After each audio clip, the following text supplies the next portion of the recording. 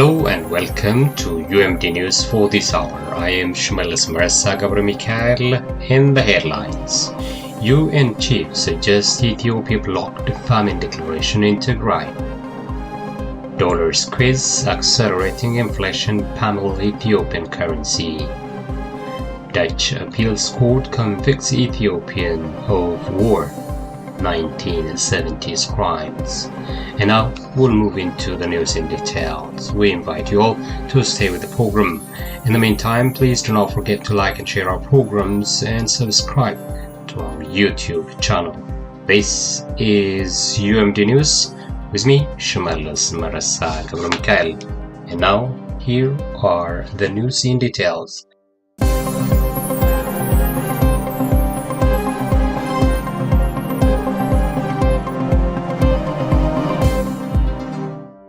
First up, UN chief suggests Ethiopia blocked famine declaration in Tigray.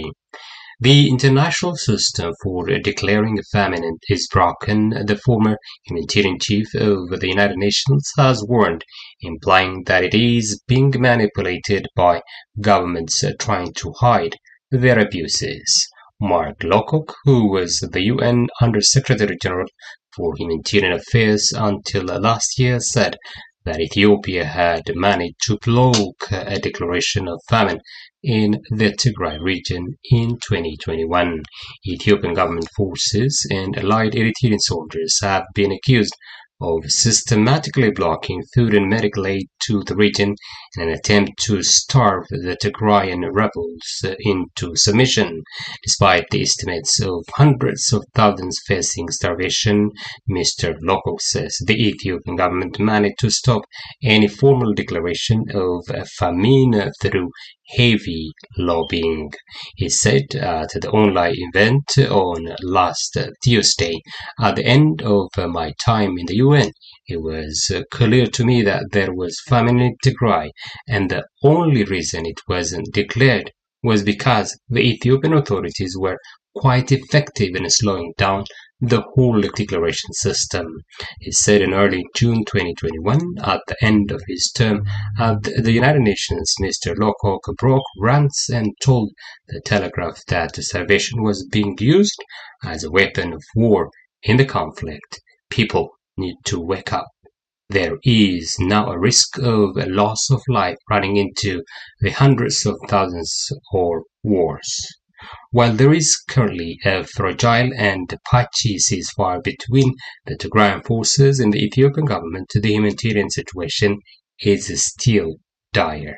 About 500,000 children are estimated to not to have enough food in the region, including more than 100,000 who are severely malnourished.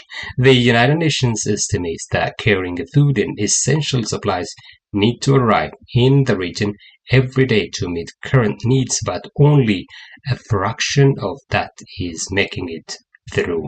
The Ethiopian government has consistently denied claims that it is blocking aid. Instead, it blames the Tigrayan forces for the humanitarian crisis.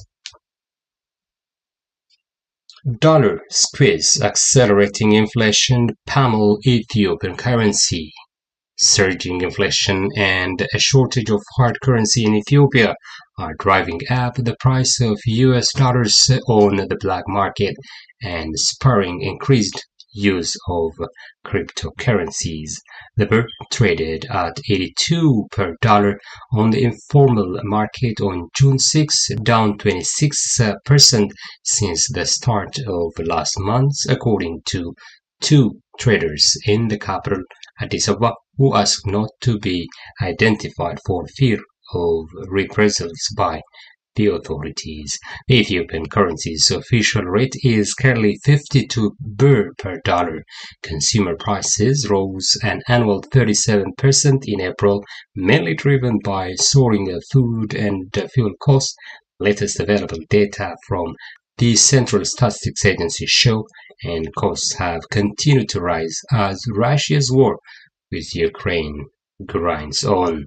The government has made spending cuts to try to counter price pressures and reduced foreign exchange allocations to the private sector forcing increased number of importers to tap the informal market. A war that broke out in late 2020 and caused Ethiopia donor support and its duty-free access to U.S. markets had added pressure on the currency, as have supply chain disruptions stemming from the coronavirus pandemic and a devastating drought. The foreign currency squeeze is translating into a shortage of products such as cooking oil, and the stockouts are expected to worsen as business hoard dollars in anticipation of it becoming ever more difficult to import, according to Hermagard Erasmus, an economist at Oxford Economics Africa.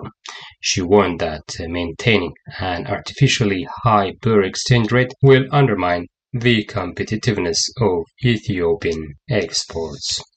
And finally, Dutch appeals court convicts Ethiopian of war 1970s crimes.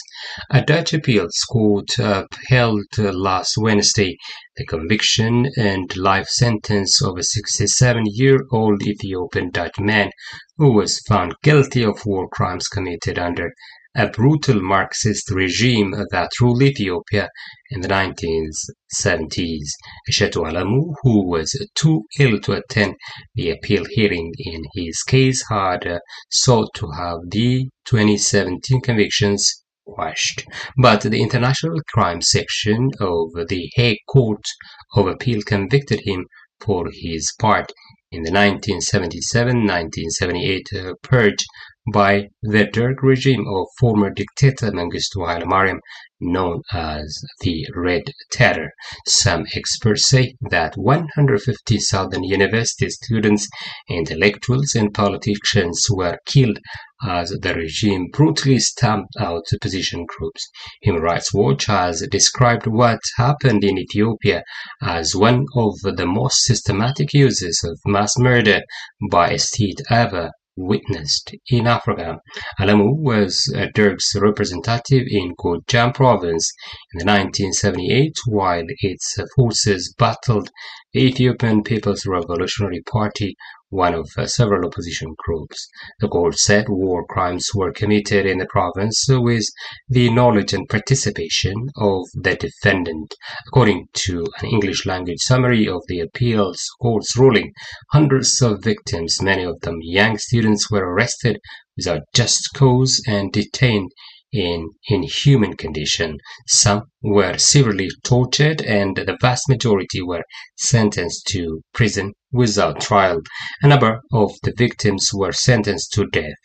In an emotional speech during his initial trial that led to his 2017 conviction, Alamu accepted blame for crimes by the Derg but told judges he did not personally commit them.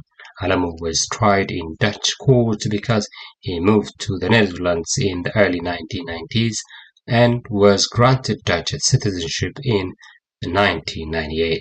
Mengistu now lives in exile in Zimbabwe. He was convicted in absentia by an Ethiopian court of genocide and later sentenced to death.